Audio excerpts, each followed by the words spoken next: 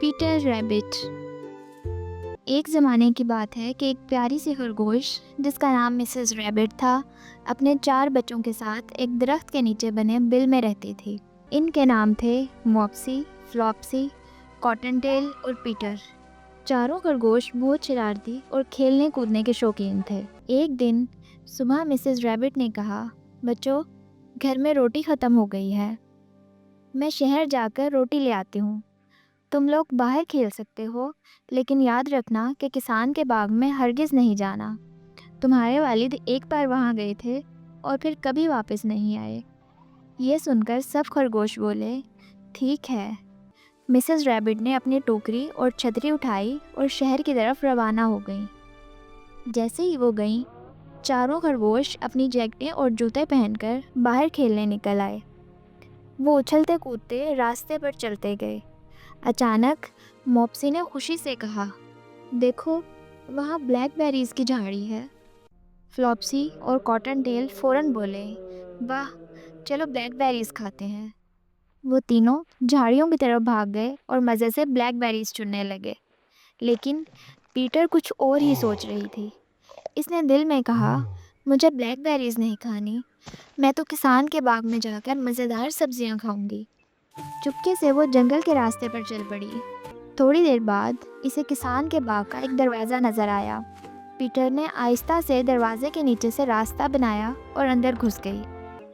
باغ کے اندر ہر طرف ہری ہری سبزیاں تھیں۔ پیٹر بہت خوش ہوئی۔ وہ کبھی لیٹس کھاتی، کبھی ہری پھلیاں تو کبھی مولی۔ وہ خوشی سے بولی، واہ، یہ سبزیاں تو بہت مزیدار ہیں۔ لیکن اچانک پیٹر نے ایک آواز سنی۔ وہ گھبرا کر مڑی تو دیکھا کہ کسان پیچھے کھڑا ہے۔ کسان زور سے چلایا، ارے چور خرگوش، وہیں رک جاؤ۔ پیٹر ڈر گئی اور پوری طاقت سے بھاگنے لگی۔ کسان ہاتھ میں ریک لے کر اس کے پیچھے دوڑا۔ بھاگتے بھاگتے پیٹر کا ایک جوتا بند گوبھی کے پاس گر گیا اور دوسرا آلو کے پاس رہ گیا۔ پیٹر بہت گھبرا گئی۔ وہ ادھر ادھر بھاگ رہی تھی کہ اچانک ایک جال میں پھنس گئی۔ پیٹر رونے لگی اور بولی، نہیں، میں تو پھنس گئی۔ اسی وقت کچھ پرندے اوپر سے اڑے اور انہوں نے کہا، ہمت مت ہارو دوست۔ پیٹر نے تھوڑی ہمت کی اور جال سے آزاد ہو گئی، لیکن کسان ابھی بھی اس کے پیچھے تھا۔